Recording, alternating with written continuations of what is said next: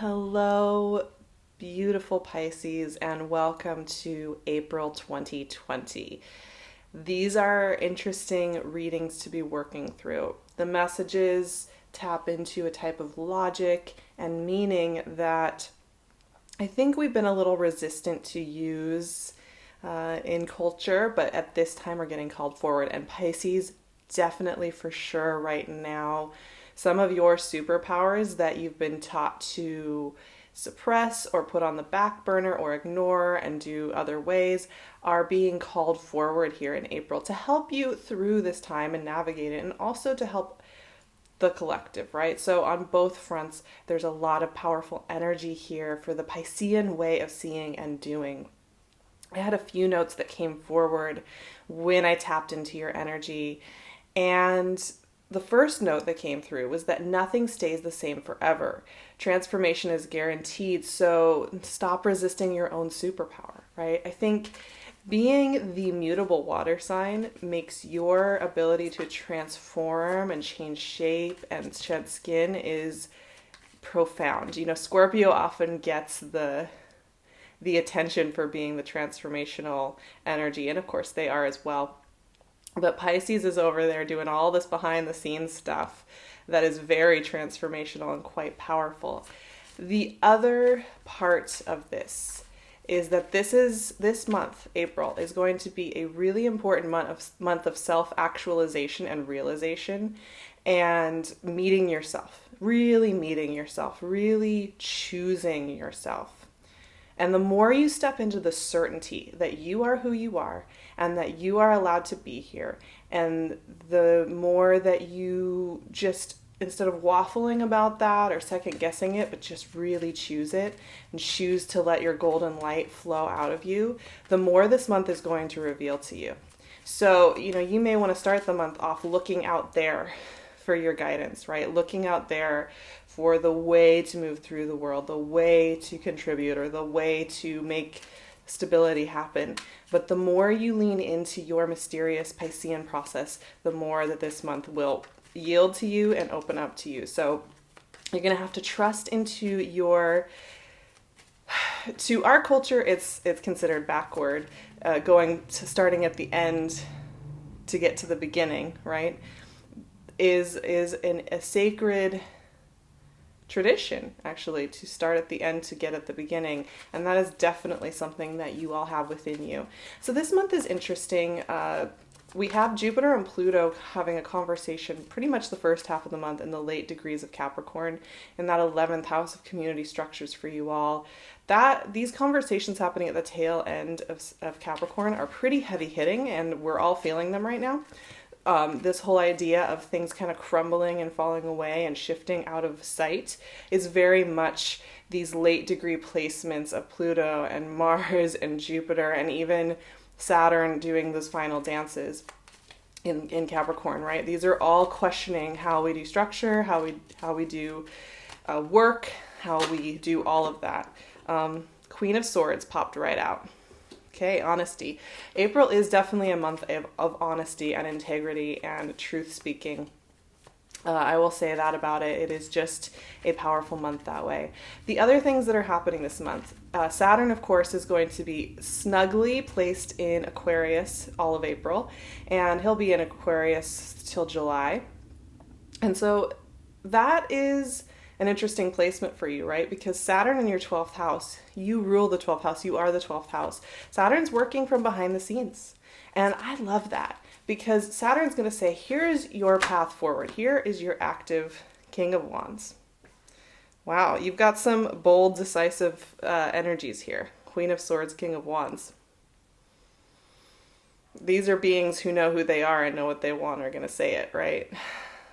So whether that's activating in you or you have people around you who have that energy, you are definitely being called forward to be noticing that at this time, right? Integrity is important. But Saturn wants to find structure, find practical ways forward, find ways to move through the world via your hidden energy, via the unseen. I really like this placement. I love when transits happen in the 12th house, because they really help us tap into our deeper power, right?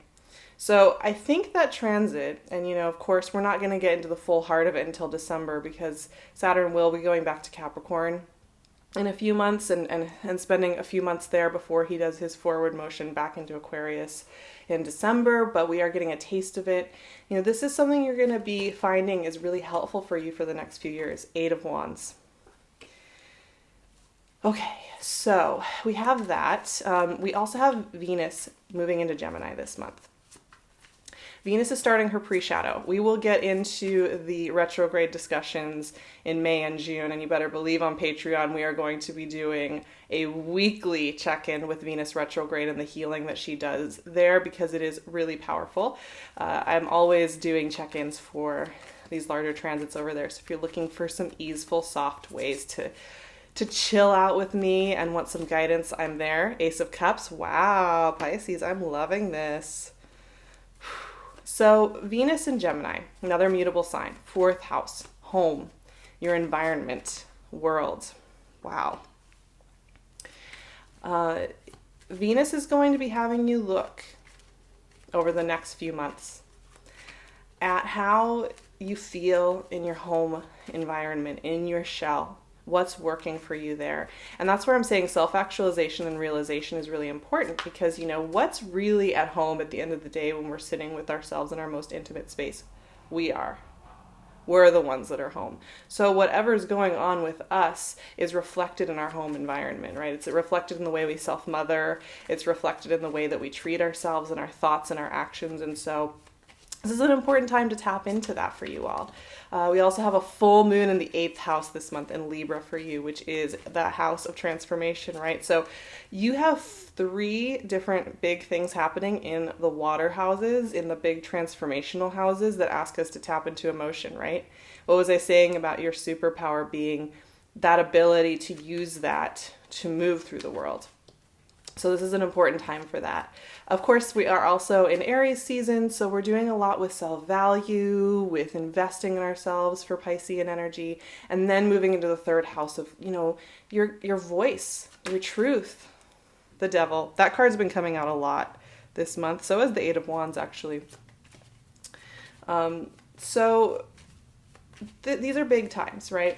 The other thing I want you just to keep in mind, too, is this is the last month of the true node, the north node of the moon in Cancer. The sun, I love it. The true node in Cancer. So fellow water sign, it's been moving through your 5th house for about 1.5 years. And that's been a really beautiful time to infuse your heart with and creative voice with a lot of beauty. It's moving into Gemini in May, and this is going to be, and 3 of Pentacles wanted to come out. All right, cool. This is going to be a really interesting shift. So kind of savoring also that last little hit of true node in Cancer. I think we can all agree that that's been a really powerful and potent transit. I will always obviously also be doing a discussion about that shift over on Patreon, also discussing Saturn, all of that. Okay, so I will say this. You have a lot of visionary, forward-focused, movement-based energy here.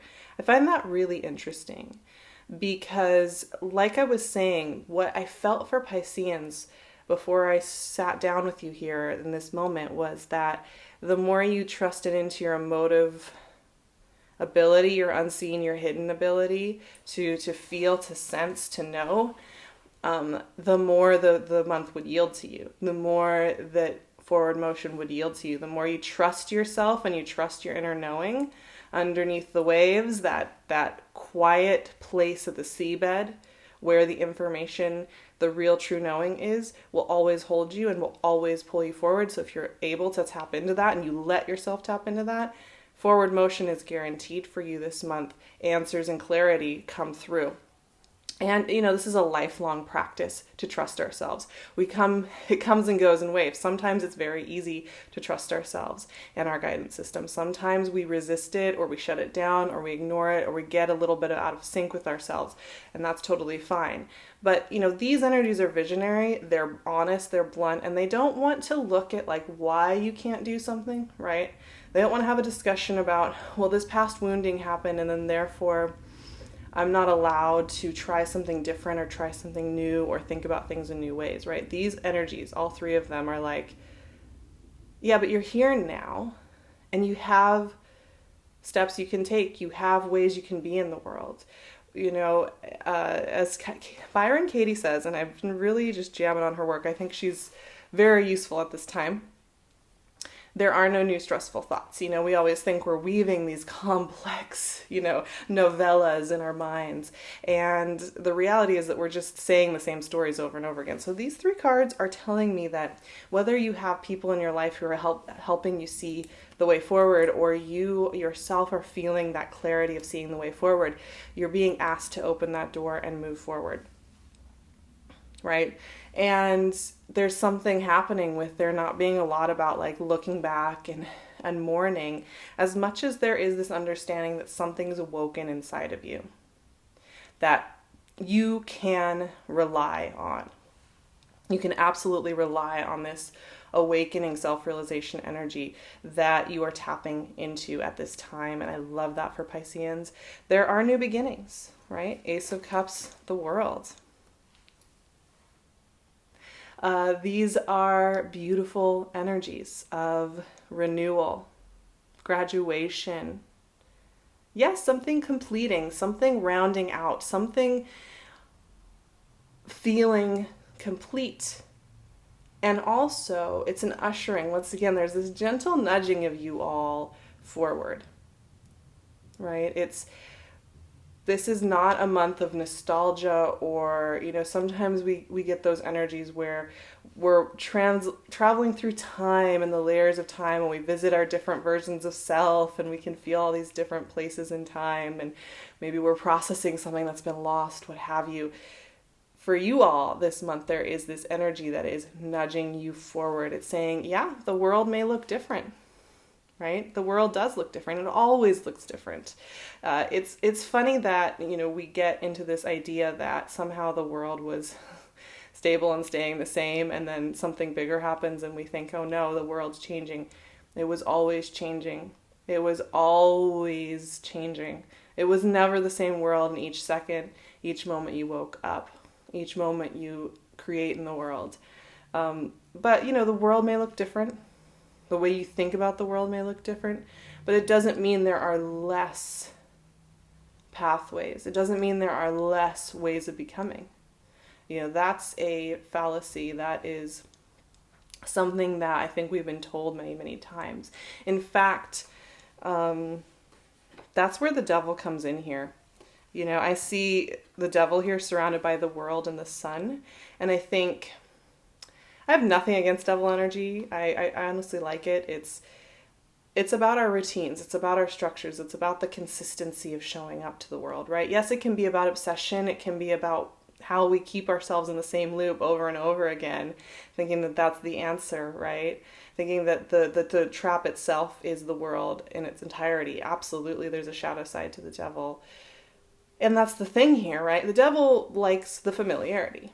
He likes things that happen consistently, and you know what that cycle is, you know what that thought pattern is, you know what the week is going to look like, you know what your schedule is going to look like in your planner, and you don't ever have to think about it. That's what the devil likes.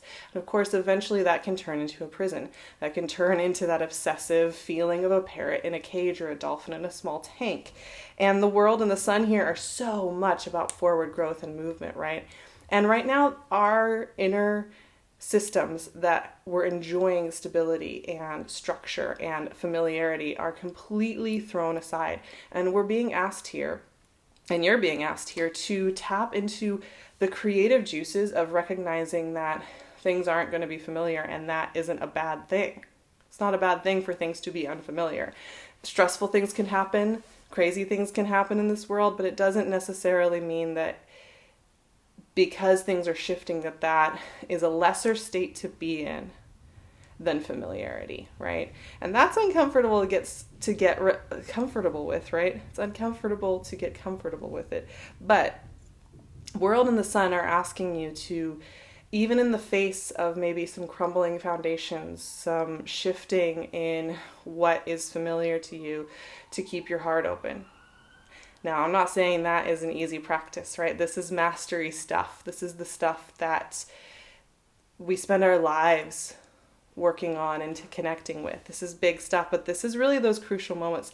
Those of us who are able to keep our hearts open, our minds open during shift are the ones that help the most.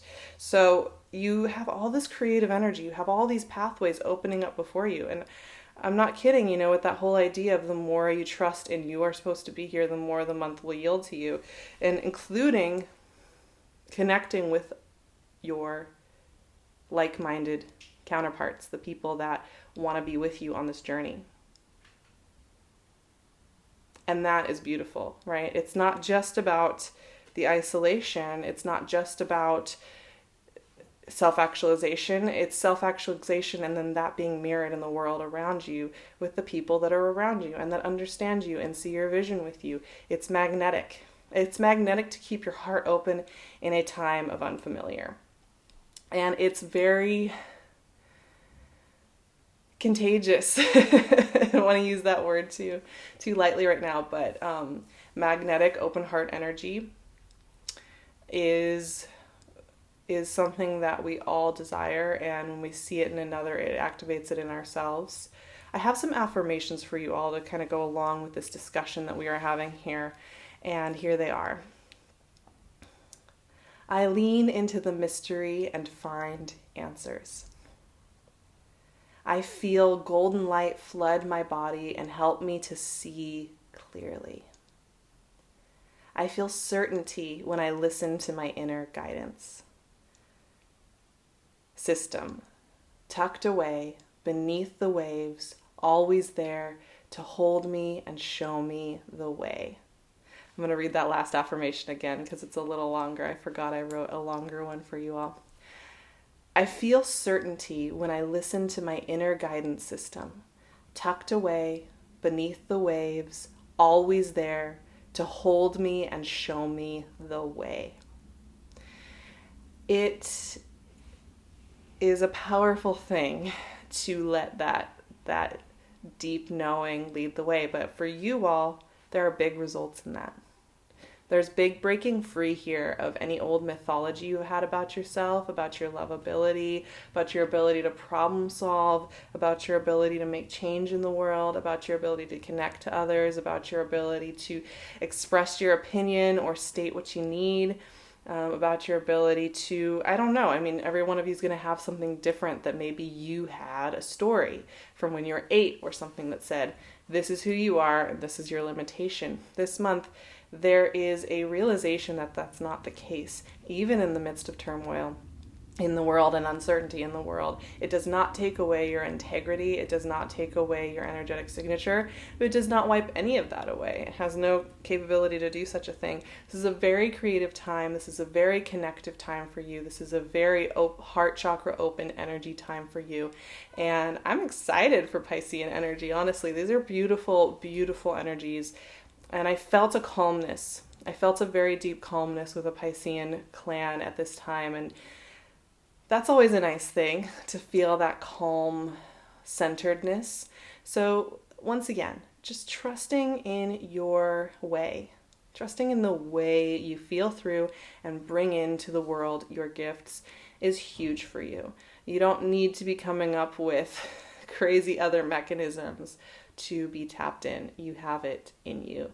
I am so excited for April and very curious. There's a lot of forward motion. There's a lot of clarity coming in. There's a lot of truth coming in at this time. So April will be quite blunt and quite big, but it's not going to be in a stalemate. I will tell you that.